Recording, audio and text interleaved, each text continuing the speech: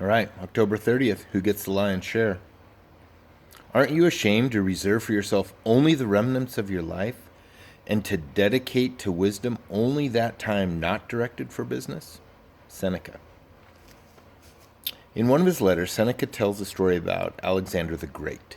Apparently, as Alexander was conquering the world, certain countries would offer him pieces of their territory in hopes that he'd leave them alone in exchange. Alexander would tell them, writes Seneca, they didn't come all the way to Asia to accept whatever they would give him, but instead they were going to have to accept whatever he chose to leave for them. According to Seneca, we should treat philosophy the same way in our lives.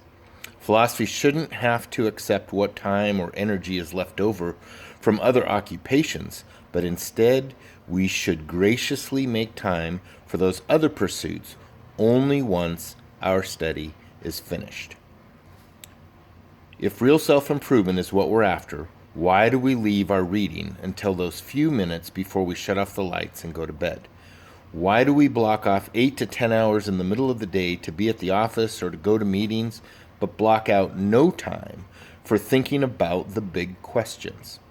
The average person somehow manages to squeeze in 28 hours of television per week, but ask them if they had time to study philosophy, they'll probably tell you they're just too busy. In the end, act on what you choose to be.